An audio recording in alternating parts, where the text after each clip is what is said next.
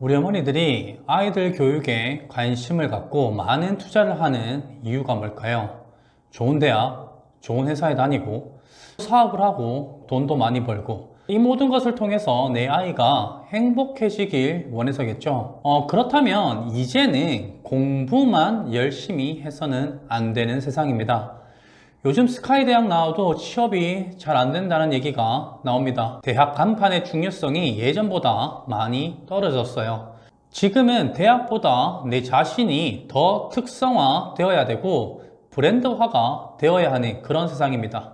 그렇다면 어떻게 우리 아이가 특성화되고 브랜드화가 될 수 있을까요? 책을 많이 읽는 것이 가장 빠른 방법이라고 생각을 합니다.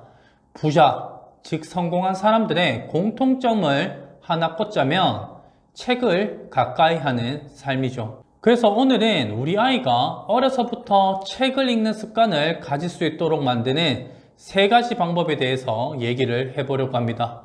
원론적인 얘기보다는 실생활에서 누구나 실천할 수 있는 그런 이야기니까 잘 듣고 따라해 주시면 분명히 도움이 될 겁니다. 첫째, 환경 조성. 맹모 삼천지교라는 말을 들어보셨죠? 교육에 있어서는 환경이 중요하다라는 것을 얘기할 때 사용하는 사자성어인데요. 책 읽는 습관도 환경이 중요합니다. 많은 어머니들이 아이 방을 예쁘게 꾸며주고 책장에 책도 많이 진열해주는 모습을 종종, 아니 자주 봅니다. 근데 아이들 주로 어디서 시간을 보내나요?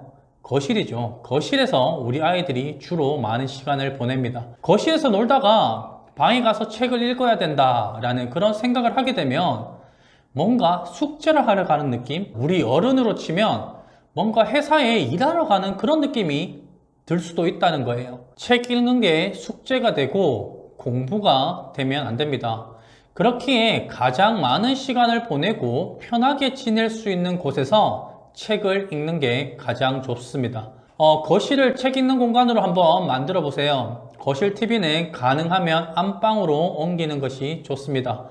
혹시 거실에 벽걸이 세팅이 다 있어서 비용이 많이 발생한다면 잠시 코드를 뽑아 두셔도 괜찮습니다. 부모님은 거실에서 TV를 보고 있는데 아이가 책을 읽을까요? 책은 조용한 방에서 읽는 거라고요. 이미 경험해 보셨겠지만 우리 아이들이 방에서 책을 잘 안 읽습니다. 거실 여기저기에 아이가 좋아하는 책을 배치해 두세요. 그리고 아이가 책을 짚었다가 한두 페이지만 읽고 책을 덮는다고 절대 혼내지 마세요. 오늘 읽었던 한 페이지가 내일은 두 페이지, 세 페이지, 네 페이지를 만들어낼 수가 있기 때문이에요. 저도 잠깐 읽으려고 짚었던 책이 때로는 집중해서 한두 시간씩 읽기도 하거든요. 우리 아이 손에서 폰을 놓고 시선이 TV로 가지 않는 환경이 조성된다면 이미 책 읽기 습관 만들기 50%는 성공을 한 거라고 보셔도 됩니다. 우리 부모님들이 보고 싶은 드라마, 스포츠 이런 것들 아이의 미래를 위해서 잠시 참으시고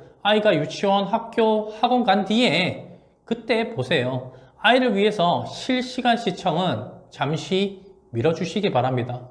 그리고 먼저 책 읽는 모습을 보여주시고요. 아이와 함께 책을 한번 읽어보시기 바랍니다. 엄마 아빠는 책을 한 권도 안 읽는데 아이한테만 책을 읽으라고 하면 아이도 싫겠죠. 왜 우리도 누가 시키게만 하면 속으로 이렇게 얘기를 하잖아요. 쥐는 안 하면서 내보고만 하라 그러네. 이렇게 얘기하지 않습니까? 아이도 아마 싫을 겁니다. 그리고 아이는 부모를 따라하고 닮아갑니다. 우리가 나이가 들어보니 어느 순간 어렸을 적 우리 부모님들이 하셨던 그런 성향과 행동을 하고 있는 나의 모습을 볼 때가 있지 않나요? 아이가 조금 성장할 때까지만 독서 환경 조성을 위해서 우리 부모님들도 조금만 노력해 주시기 바랍니다. 둘째, 책 읽는 뇌는 타고나는 것이 아니라 만들어지는 것이다라는 것을 기억하시기 바랍니다. 우리의 뇌는 우리가 훈련시킬 수 있다고 합니다. 우리가 어떻게 사용하고 훈련시키느냐에 따라서 완전히 다른 뇌가 된다는 거예요. 아이들이 공부하다 보면 또는 책 읽다 보면 머리 아프다 그러잖아요. 그거 거짓말 아니에요. 진짜로 책 읽고 공부할 때 우리가 뇌 근육을 쓰기 때문에 안 쓰다가 쓰거나 또는 오래 사용하면 진짜로 머리가 지끈지끈합니다. 왜 우리도 오래 걷거나 뭐 달리기를 많이 하면 다리 근육이 뭉치고 아프잖아요. 뇌 근육도 그럴 수가 있다는 거예요. 그렇기 때문에 우리는 우리 아이의 뇌 근육이 천천히 잘 성장할 수 있도록 훈련시켜 줘야 됩니다. 한 번에 많이 오랫동안 책을 읽도록 강요하지 마시고요. 처음에는 짧은 분량을 여러 번 읽도록 지도해 주세요. 자기 전에 10분 책 읽기 또는 주말에는 한 30분, 1시간 책 읽기와 같이 짧은 시간의 미션, 약속을 통해서 훈련시켜 주세요. 자기 전에 우리 10분 책 읽고 자자. 주말에는 우리 이렇게 하자. 당연히 그에 따른 보상도 주어지면 아이들이 더 좋아하겠죠. 유아기나 초등 저학년 때에는 부모님이 직접 책을 읽어주는 것도 상당히 좋습니다. 많이 듣고 자란 아이가 나중에 말도 잘하고요. 책도 잘 읽을 가능성이 높습니다. 그리고 책을 읽을 때는요, 꼭 천천히 소리내어 읽을 수 있도록 해주세요. 속으로 읽는 것보다 소리내어 읽는 것이 훨씬 더 좋습니다. 소리내어 읽으면 우리의 뇌가 반응을 하고 즐거워합니다. 내가 즐거워하면 책 읽는 것이 재밌어질 수도 있다는 얘기예요. 여기서 우리 부모님들이 주의하셔야 할 부분이 하나 있습니다. 아이가 소리내어서 책을 읽을 때 틀리게 읽는다고 바로 지적하는 거, 그거 하지 마세요. 시간이 지나면 스스로 틀린 부분을 인지하고 고치게 됩니다. 우리는 국어가 모국어잖아요. 자연스럽게 환경에서 접하고 인지할 수가 있습니다. 만약에 부모님이 가르쳐주고 싶은 마음에 매번 지적을 하면 아이가 소리내어 읽는 것을 안 하려고 할 수도 있습니다. 부모님이 자꾸 지적을 하니까요. 집에 키우는 개가 있으면 아이한테 개에게 책을 읽어주도록 한번 유도해 보세요. 개는 지적을 하지 않기 때문에 아이들이 개한테 책을 읽어주는 것을 상당히 좋아합니다. 실제로 개에게 책을 읽어주는 것에 대한 연구 결과가 있다고 해요.